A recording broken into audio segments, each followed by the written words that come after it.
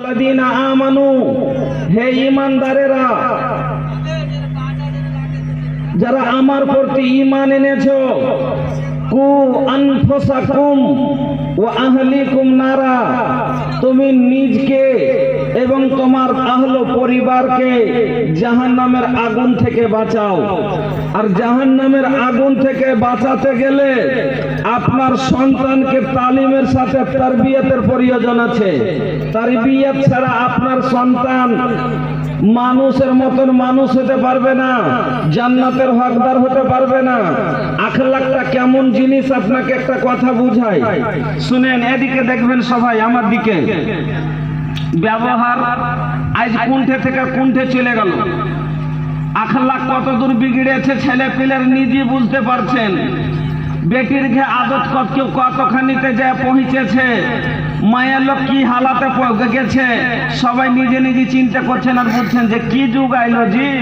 এক সময় ছিল মায়ের লোক এরকম থাকছিল, আপনারাই কইছেন যে পর্দাতে থাকছিল, পর্দা নাই কইছেন কিনা।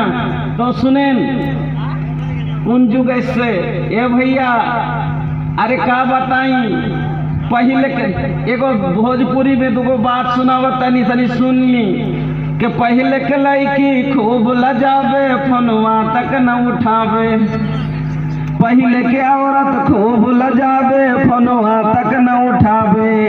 अरे अभी के लड़की दिन भर में छो लड़का से बतियावे, आइल कैसन रे जमाना, अरे बाप रे बाप आइल कैसन बा जमाना, अरे बाप रे बाप। একটা সময় ছিল এমন এমন মায়া লোক ছিল, আমার মা বোনদেরকে যদি ফোন দেওয়া হয়েছে লাজে লজ্জায় কথা বলতে পারেনি। শরমে এখনো বুড়ি দাদি রেখে নানি রেখে ফোন দিয়ে দেখেন, যদি কানে ফোন ধরছে তো কইছে হ্যাঁ কোন দিক ধরবো আর কেন করে কথা কইতে পারবো না, কথা কইতে জানেন। আর এখনকার বেটি ছেলে দিনে খালি 6 জনের সাথে এমনি পার্সোনাল গল্প চলছে। হ্যাঁ হাই হ্যালো চলে গেল, I love you I love you সবই কইছে। पहले के लड़की खूब लजावे फोनवा तक न उठावे, अरे अभी के लड़की दिन भर में छो लड़का से बतियावे, आइल कैसन रे जमाना, अरे बाप रे बाप लड़की मोबाइल के दीवाना, अरे बाप रे बाप। তার কারণ হলো ওরা তারবিয়ত করেছিল, যখনই 12 বছরের বেটি হয়েছিল তারা বাড়ি থেকে বের হতে দেয়নি, তারা পর্দা ছাড়া তারাকে চলতে দেয়নি, পরপুরুষের সাথে কথা বলতে দেয়নি, পরপুরুষের মুখ দেখতে দেয়নি। আর আজ আমরা 16 বছরের হলো তবু পর্দার কথাই মোটে বলিনি, 16 বছরের হয়ে গেল তার বিয়াতে কোনোদিন করিনি, যার কারণে তারা ফোন তুলতে জানে না। আর আমাদের গেলা ফোন ছাড়া থাকতে পারে না, এই কারণে ওরা ফোন তুলতে পারে না আর হারিয়ে গেল ফোন ছাড়া থাকতে পারে না। তা আখলাক কি জানেন? এখানটা কাগজ লেন, শুনেন এদিকে দেখবেন ভালো করে দুটো কথা বুঝিয়েন। একটা আমি আঁক কাটা দিন, একটা কাগজ নিয়ে আঁক কাটা দিন, এটা কি হলো জি ভাই? কি হলো? একটা যদি খাড়ো করে আঁক কেটে দিত এটা কি এক হলো নাকি? আর ইয়ার পাঞ্জার একটা জিরো দিয়ে দেন তো কয় হলো? 10। তার পাঞ্জারে আর একটা জিরো দিয়ে দেন তো কয় হলো? 100 হয়ে গেল। এবার একটা লোক আখলাকের ব্যবহারের দিন 1, ব্যবহারের দিন 1, তারপরে ইলিমের দিন 0, তো লোকটা 10 হলো। 10 হলো। ওর পাঞ্জারে আর একটা জিরো দিন তো কটি হলো? দাওলাতের একটা জিরো দিন দাওলাতের কত হলো? 100। একটা লোকের কাছে আখলাকও আছে আর ইলিমও আছে আর দাওলাত আছে, তো লোকটা একবারে 100/100 আছে, একবারে ওর পরিপূর্ণ চারিদিক থেকে।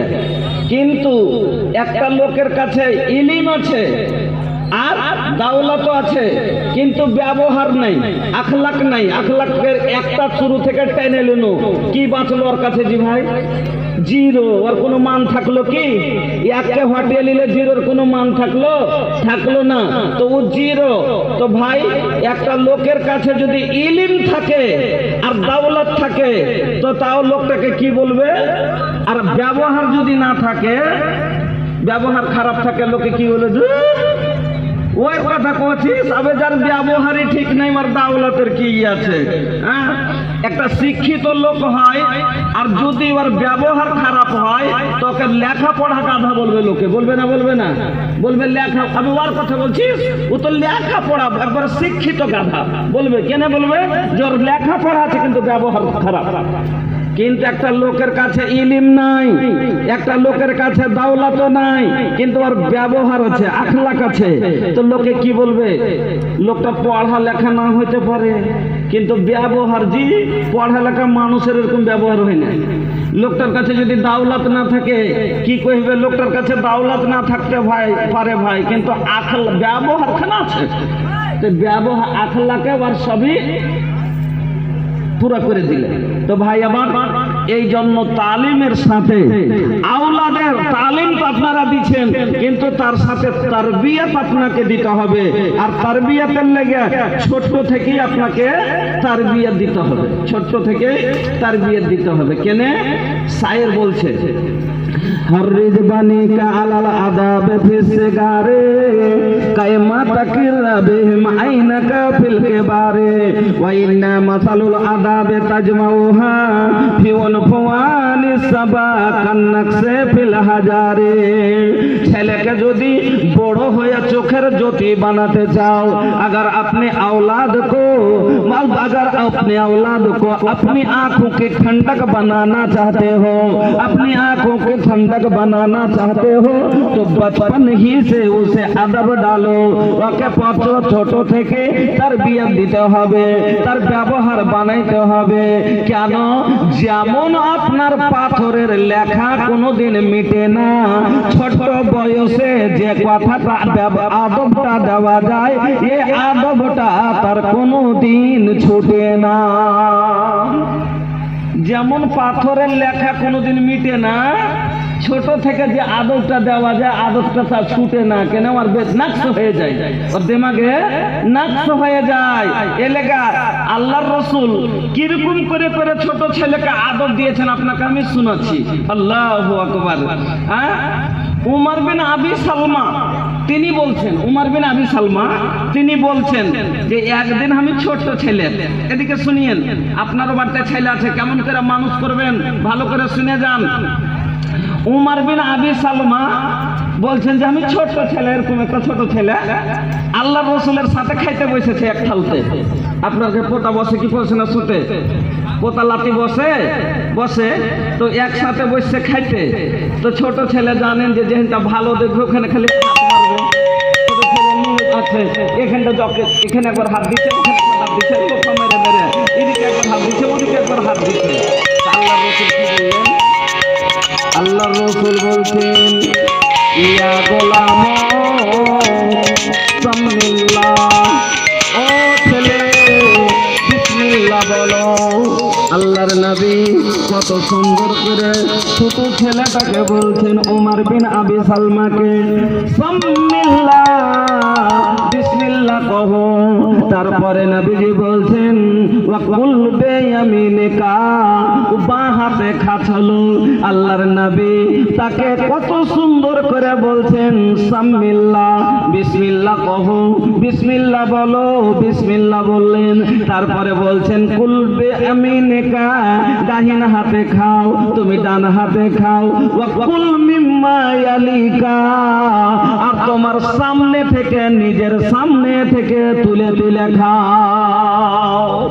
ছোট ছেলে আল্লাহ রাসূল হাত দিয়েছে, এদিকে একবার হাত মে দিচ্ছে, এদিকে একবার হাত দিচ্ছে। আল্লাহ রাসূল কত সুন্দর করে বুঝেছে, ইয়া গোলাম, ও ছেলে শোনো, সামিল্লাহ বিসমিল্লাহ কহো, আপনার পোতা আপনার সাথে বসবে, এখানে ওখানে ওকে সুন্দর করে এভাবে বলবেন কি বিসমিল্লাহ কহ ভাই, বিসমিল্লাহ কহা, বিসমিল্লাহ কহি যে বাঁ হাতে যদি খাই ওকে কহেন কুল বিয়ামিনে কা, তুমি ডাইন হাতে খাও ভাই, ডাইন হাতে খাও।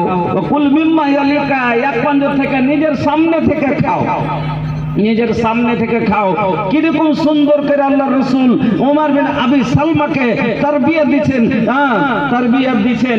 আর শুনেন আব্দুল্লাহ বিন আব্বাস, আব্দুল্লাহ বিন আব্বাস বলছেন একদিন আমি আল্লাহর রসুলের পিছে দিকে বসে চলে যাচ্ছি, যেমন মোটর সাইকেলে কেউ যায় তো পিছে দিকে পোতা বসে থাকে না, থাকে না, কোমর ধরে পোতা বসে না যে মোটর সাইকেলে। আর আপনি মোটর সাইকেল চালিয়েছেন, আপনার লাঠি বা পোতা কোমর ধরে বসে থাকে না পিছে দিকে। তো আল্লাহর রসুল ওই যুগের মোটর সাইকেল কি খচ্চর, ওই যুগের মোটর সাইকেল কি ঘোড়া গাধা এগুলাই। তা আল্লাহ রসুল খচ্চরের উপরে বসে আছেন, ঘোড়ার উপরে বসে আছেন, আর পিছে দিকে আব্দুল্লাহ বিন আব্বাস বসে আছে আল্লাহ রসুলের পিছে দিকে। তা আল্লাহ রসুল মুখ বন্ধ করে তো চলে যেতে পারতেন, বা অন্য কোনো কাহানি শুনাইতে পারতেন, অন্য কোনো কেসা শুনাইতে পারতেন, এখান ওখানকার গল্প শুনাইতে পারতেন, কিন্তু না, আল্লাহ রসুল আব্দুল্লাহ বিন আব্বাসকে কি বলছেন শুনেন। ইয়া গোলাম,